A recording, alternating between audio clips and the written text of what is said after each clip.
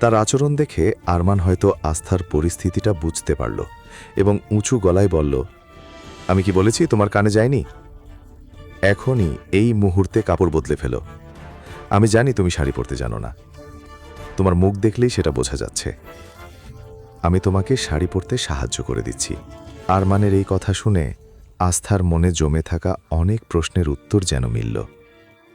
মনে মনে মুখ বাঁকিয়ে এসে বলল, কি নির্লজ্জ মানুষ রে বাবা। তারপর সে আস্তে করে জিজ্ঞেস করল, কিন্তু আপনাকে দেখে তো মনে হয় না যে আপনি শাড়ি পরেন, তাহলে আপনি শাড়ি পরাতে জানলেন কিভাবে?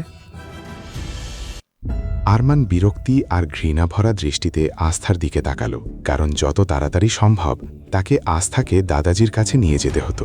সে আস্থার কোনো কথাই শুনল না। আলমারি থেকে একটি দামি ব্র্যান্ডের শাড়ি বের করল। আমার কাছে তোমার এই অপ্রয়োজনীয় প্রশ্নগুলোর কোনো উত্তর নেই। এখন তাড়াতাড়ি কাপড় বদলাও, আমি তোমাকে সাহায্য করে দিচ্ছি। আসলে আরমানের ইচ্ছে ছিল সে চোখ বন্ধ করে শুধু আস্থাকে নির্দেশনা দেবে কিভাবে শাড়ি পরতে হয়, কিন্তু সে কথাটা আস্থাকে আর বলতে পারল না। নিজের ভাবমূর্তি বজায় রাখতেই সে সরাসরি আস্থাকে কাপড় বদলাতে বলল। আস্থা মনে মনে বলল, কখনোই না, আমি এমন কিছু করব না। সে তাড়াতাড়ি প্রার্থনা করতে লাগল, হে ভগবান, আমাকে সাহায্য করুন, আমাকে কোনো একটা পথ দেখান। একটা মেয়েকে এভাবে বলতে ওনার একটুও লজ্জা করছে না? আস্থা মনে মনে প্রার্থনা করতে লাগল, চোখ ঘুরিয়ে কোনো উপায় খুঁজছিল। হঠাৎ তার মাথায় একটা বুদ্ধি এলো। সে তাড়াতাড়ি আরমানের দিকে তাকিয়ে বলল, হার্টলেস। এরপরই কথাটা তার গলায় আটকে গেল। সে মনে মনে আরমানকে হার্টলেস বলছিল, আর সেটাই ভুল করে মুখ দিয়ে বেরিয়ে গিয়েছিল। আরমান ভ্রুকুচকে জিজ্ঞেস করল, কি বললে? আস্থা তোতলাতে তোতলাতে বলল, আমার মানে আরমানজি, আমি আপনাকে বলতে চাইছিলাম যে বারান্দা থেকে যেন কিছু আওয়াজ আসছে। আরমান একটি ভ্রু তুলে জিজ্ঞেস করল, আওয়াজ? কেমন আওয়াজ? আস্থা তাড়াতাড়ি বলল, সেটা তো ঠিক বলতে পারবো না, তবে আমি নিশ্চিত ওখানে কিছু একটা শুনেছি। আশ্চর্য হয়ে আরমান বারান্দার দিকে এগিয়ে গেল। আরমান যেতেই আস্থা হালকা করে হাসল এবং মনে মনে বলতে লাগল, আর মনে মনে বিড়বিড় করে বলতে লাগল, পালা আস্থা পালা, নইলে এই শয়তান তোকে ধরে ফেলবে আর আবার কাপড় বদলাতে বলবে। এই ভেবেই সে দ্রুত দরজা খুলে বাইরে বেরিয়ে গেল।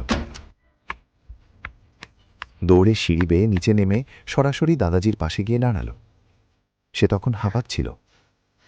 ওদিকে আরমান যখন আস্থাকে এভাবে পালিয়ে যেতে দেখল, তখন রাগে 2 হাত মুঠো করে বলল, এই সাধারণ মেয়েটার এত সাহস! আমাকে মিথ্যে বলেছে, এর মূল্য ওকে দিতেই হবে। তারপর নিজেকে সামলে দ্রুত নিচের হলঘরের দিকে নেমে গেল। এদিকে দাদাজি আর 4 বন্ধু আস্থাকে এত ভয় পাওয়া অবস্থায় দেখে অবাক হয়ে গেলেন। তবে দাদাজি যখন আস্থাকে নিজের সামনে নিরাপদে দাঁড়িয়ে থাকতে দেখলেন, তখন স্বস্তির নিঃশ্বাস ফেললেন। এতক্ষণ তার মনে হচ্ছিল একান্তে নিয়ে গিয়ে আরমান না জানি আস্থার কোনো ক্ষতি করে ফেলেছে, কিন্তু এখন আস্থাকে সুস্থ স্বাভাবিক দেখে তিনি নিশ্চিন্ত হলেন। ধ্রুব উদ্বিগ্ন হয়ে জিজ্ঞেস করল, কি হয়েছে ভাবি? আপনি এত ভয় পেয়ে গেছেন কেন? আর এভাবে দৌড়ে এলেন কেন? মনে হচ্ছে যেন আপনার পেছনে কেউ বুনো কুকুর ছেড়ে দিয়েছে। এরই মধ্যে আহান 1 গ্লাস পানি এনে আস্থার হাতে দিয়ে বলল, কি হয়েছে ভাবি? আপনি এত ঘাবড়ে গেছেন কেন? কাকে এত ভয় পাচ্ছেন? আস্থা কিছু বলার আগেই পিছন থেকে আরমান এসে গেল।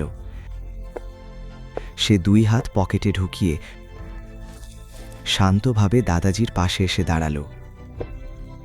আস্থার চোখ যখন আরমানের ওপর পড়ল, তখন বিস্ময়ে তার চোখ বড় হয়ে গেল। সে তখন পানি খাচ্ছিল, কিন্তু আরমানকে দেখেই ভয়ে পানি গলায় আটকে গেল এবং সে জোরে জোরে কাশতে লাগল।